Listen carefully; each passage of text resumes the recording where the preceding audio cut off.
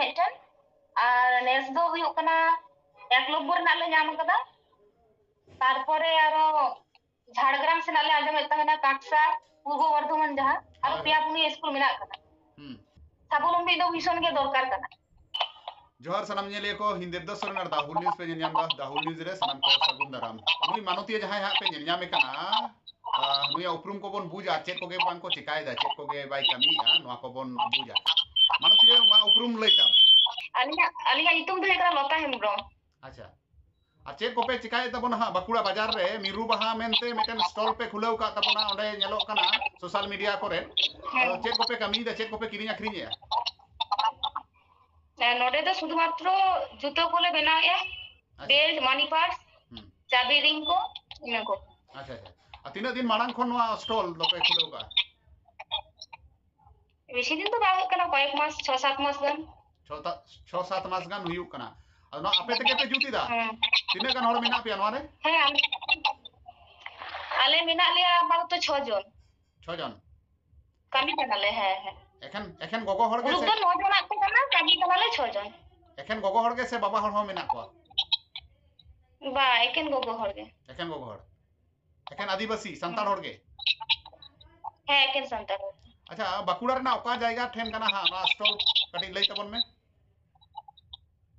नोआ स्टॉल दो हुयुक कना नतुन चोटी 5 बागा जहा बीसीडब्ल्यू ऑफिस रे भीतरी रे गेले कमिया किंतु स्टॉल दो हुयुक कना बाइक शोरूम रे ना अपोजिट हीरो बाइक शोरूम ना opposite ray hero bike showroom ना अपोजिट रे ओंडे मिरुभा आदिवासी महिला उद्योग बोले ओटे स्टॉल ओंडे हेले खांगी पे नेल जामा कमी दो भीतरी रे कमी ऑफिस भीतरी रे मशीन को ओंडे के मिना कदो तो एकदम आपे तके पे कमी दा से आरो जहां मिस्त्री को मिना को बा आले जमन मिना ले कुड़ी गिदरा और ओंडे ऑफिस रे स्टाफ मीटिंग मिना कदे कॉन्ट्रैक्चुअल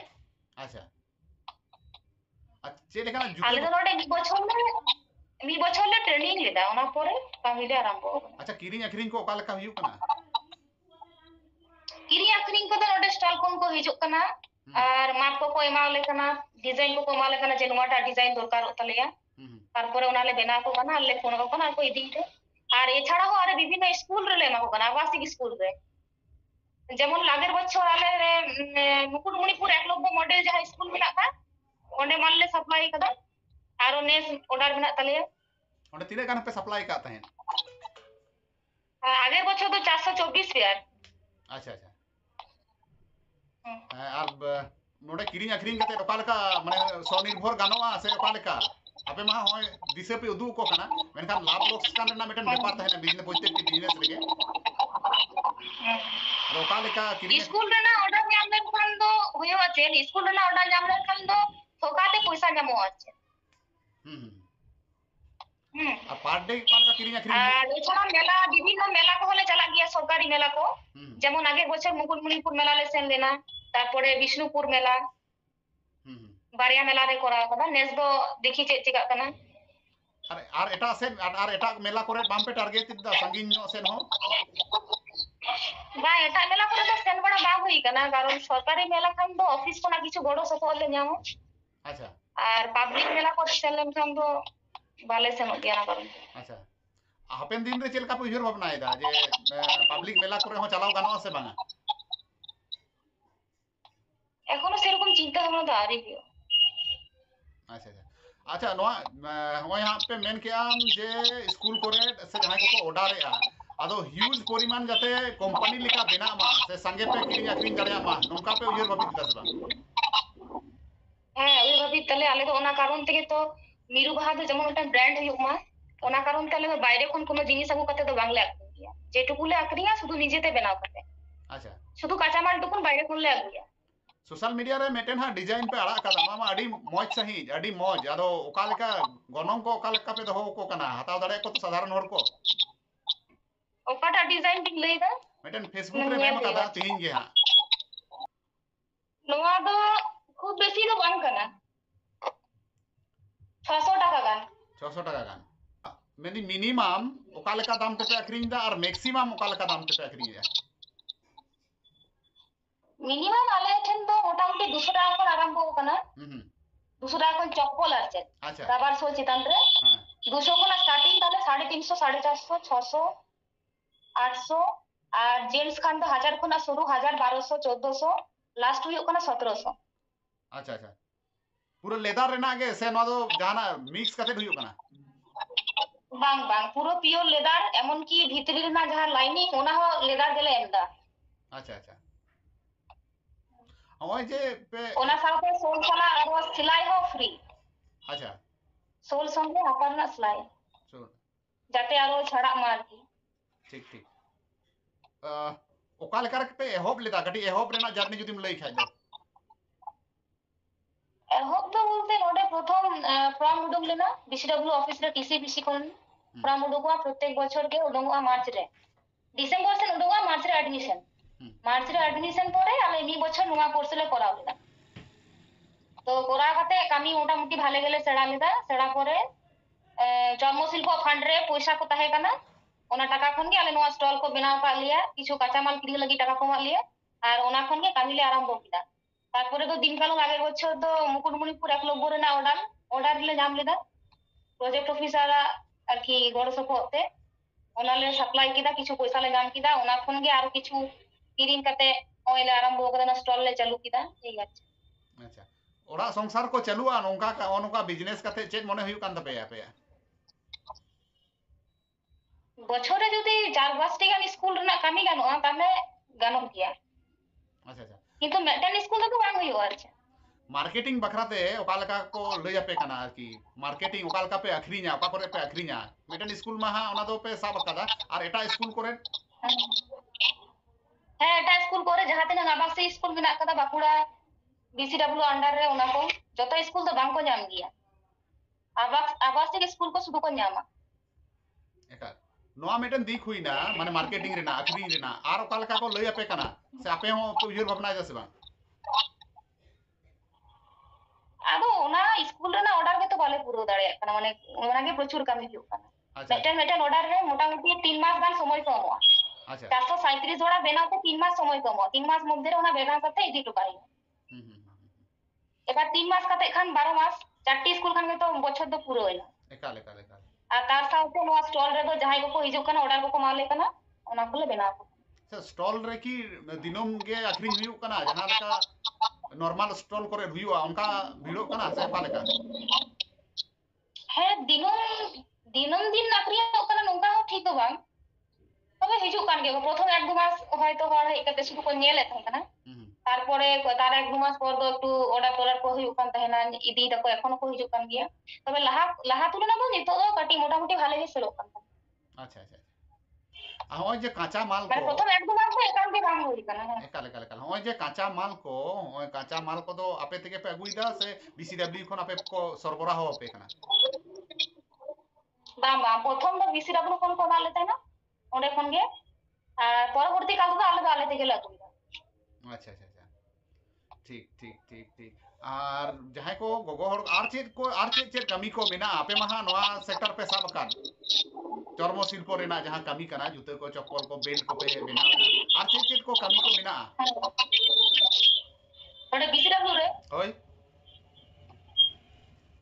নোডে তো নিতো তো নোয়া গে তো লে নেলদা তারপরে কলিং বড়ায় अच्छा लाभजनक कना से बांग कना संसार को ठीक ठाक चलुआ চালু কানা মনে হয় কাল ঠিকঠাক গিয়ে আছে বছরে যদি 4-5টি গান স্কুল যামো হ্যাঁ হ্যাঁ তাহলে এখানে অসুবিধা তো মনে রাখি ওখানে যে হইবা মান্থলি মানে বেশি ভালো 10-12 হাজার টাকা ইনকাম তো হইবা मंथली 10-12 हजार টাকা ইনকাম হইবা পার হেড হুম যাহাই गोगो हर को যদি 5-6টি গান স্কুল অর্ডার যামো তাহলে খান হই দাঁড়ে আছে एकाल एकाल एकाल बाकुड़ा जिला में आयमा स्कूल मेना आदो ओने उनका जतो स्कूल रे दो ऑर्डर बांग को हतावा को आपे मिटेन रे पे सप्लाई करा आ का करे तीन गान रो को ऑर्डर को एम कापिया उन दो दिन कालम तो मेटन আর নেক্সট দো হুয়ুক কানা এক লব্বর নালে নাম কাদা তারপরে আরো ঝাড়গ্রাম সে নালে আজম এটা হয় না কাকসা পূর্ব বর্ধমান যাহা আর পিয়া পুনি স্কুল মেনা কাদা नोडे আদো যাই এখন আরিলে সাপ্লাই কিন্তু এক লব্বর না দো দিন কালম লে সাপ্লাই কাদা নেক্সট উনকান কামি মেনা কাদা कमी दो तले आपे संपूर्ण आपे तेगे पे कमी या ट्रेन ट्रेन হ্যাঁ নিচে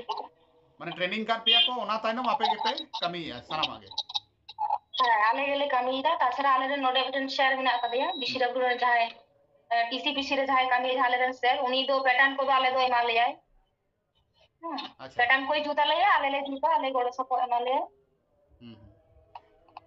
ठीक ठीक ठीक आइमा हर गे विभिन्न रकम को ट्रेनिंग का तबना गोगो हर को से कुड़ी गिद्रे को मेनखान बान को सक्सेस कना आशा कना आपे दो सक्सेस तबन पे और जहां उनका ओड़ा रे दुरु मिना को गृहिणी मिना को से आबरन ओड़ा रे गोगो हर को मिना को नुकु बखरा तो चे दिसुदी से मेमा ताले नोनवा को कमी को इदी कते आले बखा तो नोवा के देन तना कारण जतो हर गे जूतो हो जे तीते को बनाव मेनते आले हो बांगले बड़ाय तना जे तीते जूतो बनाव गानो आले दोले मनाय तना होयतो कोनो मशीन तेके को बनावा नोवा गे बड़ाय बांग तहना तारपरे हो कना नोडे हे काते ले बुझ किदा जे साबलम्बी दो भीषण के दरकार कना कारण नितो मा कोनो किछु के चाकरी बाकरी रे आशा बार नेल गया बिन हाय पढ़ाशोना काते हो बांग होयो कना हे से बा तो ओना कारण ते आलिया मने होयो कना जे ठीक गिया तारपरे चामड़ा चिता तना कमी दो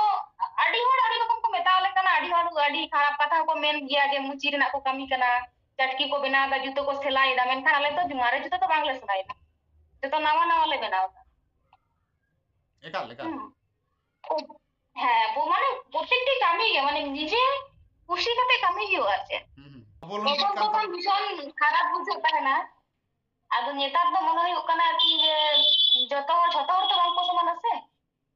কিছু কিছু হর ভাগে যাহাই আলে সেনা চাটকি কহরো দা উনকু মা এটাটেন বাংকো চালা एकाल उनको दा आले ठन के को हिजुआ ओकालेका ऑक्टो लगा कना मेटन मेटन चटकी ओने जहां चटकी पे हा सोशल मीडिया रे आड़ा हुई कना चोपो ओने ओना को जूते ओकालेका ओना बनावते मिनिमम अबिन दिन ले में 2 दिन दो समय लगा 2 दिन समय लगा 2 दिन तो लगा है मिद दिन सा का बिन पैटर्न बनाव हिवा दिए अपार बनाव परे ओना लास्टिंग हिवा लास्टिंग काते ओना दोहो का हिवा लास्टिंग दोहो परे तारपरे ओना दो छुलो काते सोल चिटो हिवा माने 2 दिन तो लगा लास्टिंग करा दो ओना मिद दिन तो ले दोहोया रेस्ट रे तारपरे दिन ओना फिनिशिंग आदो ओना दो आइमा उतर माने मिटेन दो बांग मिद जोड़ा दो बांग ओना दो आइमा उतर बांखान तो लाभ बांग हुआ 650 टाका ते अखरिंग काते मिद जोड़ा ते तो लाभ बांग हुआ हां हां है से बांग तो वो हमें खूब कम लाभ दोहो काते गेले सेल गाले चेष्टा है एकाल एकाल एकाल एकाल बाबा नोआ लहा ताबन पे नोआ गौरव আর এছাড়াও হ্যাঁ এছাড়াও নোডে কোন যাহাই মনে কাবি নোডে যাহাই ট্রেনিং দেখো কোড়া গিদ্র ক্ষেত্রে রে নোডে কোড়া গিদ্র को ट्रेनिंग रे 1 বছর ট্রেনিং পড়ে college of leather technology college Kolkata को सेन ओकना ओडे 2 বছর কোর্স করা কাতে বিভিন্ন কোম্পানি রে কামি को हता অজন্তা বাটা উডল্যান্ড বিভিন্ন বড় বড় কোম্পানি রে কামি को हता को বছর মানে उनको মান্থলি 22 থেকে 25000 টাকা को ইনকাম কিন্তু কুড়ি গিদের ক্ষেত্রে রে তো উনো কামি সেন ও মুশকিল গিয়া ওনা কারণ তে লোকাল রে গেলে ভালো লে বুঝছো দা